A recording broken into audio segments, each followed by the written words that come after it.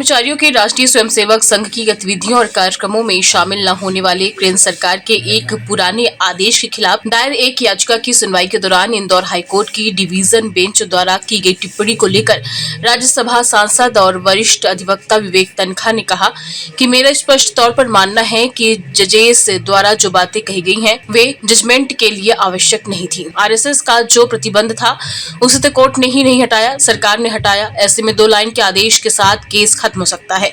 जो जजेस ने टिप्पणी की है आरएसएस के लिए वो उनकी निजी राय है। सुप्रीम कोर्ट भी कई बार बोल चुका है कि जजमेंट में जजेस को व्यक्तिगत राय नहीं देनी चाहिए। न्यायपालिका की स्वतंत्रता के लिए भी यह आवश्यक है कि हम निजी राय से बचें। दूसरी मुख्य बात है कि आरएसएस का जो सरकार को नोटिफिकेशन वापस लिया है, अब आरएसएस का एक दायित्व आ जाता है कि वो बताए कि वह राजनीतिक ऑर्गेनाइजेशन है या नहीं। अगर वह बीजेपी का चुनाव प्रबंधन करती है तो वह समर्थन करती तो वह गलत, फिर कर्मचारी सदस्यों को एफिडेविट देना चाहिए।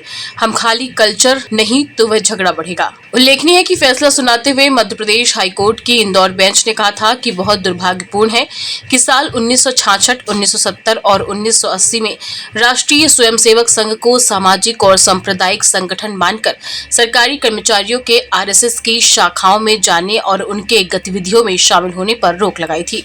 प्रशासनिक जज एसए धर्माधिकारी और जस्टिस गजेंद्र सिंह की डिवीजन ने इस मामले पर टिप्पणी करते हुए कहा कि अदालत इस बात पर अफसोस जताती है कि केंद्र सरकार को अपनी गलती का एहसास होने में 5 दशक का समय लग गया।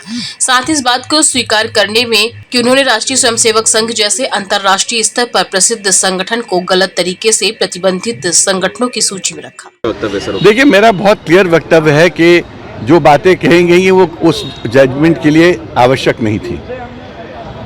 ये तो आरएसएस का जो प्रतिबंध था वो कोर्ट ने नहीं हटाया है, वो तो सरकार ने हटाया है। उससे वो केस इन्फ्रक्चुअस हो गया था, तो 2 लाइन में वो केस खत्म हो सकता था। It has become academic, the case is dismissed और विड्रॉन।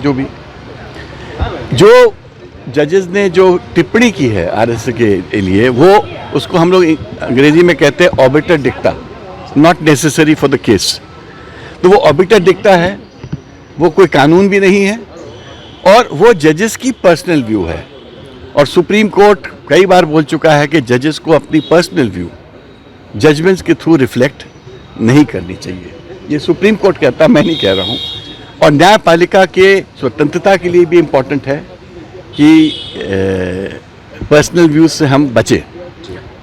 दूसरी बहुत जो मुख्य बात है, आरएसएस का जो विड्रॉ किया है गवर्नमेंट ने नोटिफिकेशन, अब आरएसएस पे एक दायित्व आ जाता है।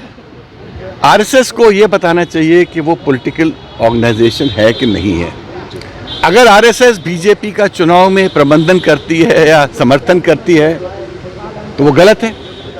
फिर आपके कर्मचारी वहाँ आरएसएस के मेंबर्स नहीं बन सकते। आरएसएस को ये एफिडेविट देना चाहिए या पब्लिक को बताना पड़ेगा उनको कि हम खाली कल्चरल हैं और हमको बीजेपी से कोई लेना देना नहीं है, नहीं तो ये झगड़ा बढ़ेगा। आप सरकारी नौकरी में होके किसी पार्टी से संबंधित ऑर्गेनाइजेशन के एक्टिविटीज़ में पार्टिसिपेट नहीं कर सकते हो। स्कूल, कॉलेज, यूनिवर्सिटी, हॉस्पिटल, इस प्रकार की जगहों पे स्वतंत्र है सब लोग जाने के लिए, कोई भी पॉलिटिकल पार्टी का हो।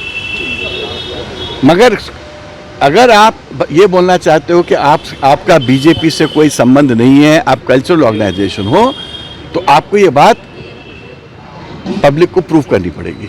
पब्लिक इसको बिलीव नहीं कर सकती, क्योंकि नहीं करेगी कि 2 इलेक्शन मैंने भी लड़े जबलपुर में और पूरी आरएसएस बीजेपी के साथ वो इलेक्शन लड़ी थी, और मैं झूठ नहीं बोल रहा हूँ, मेरे पास प्रमाण है।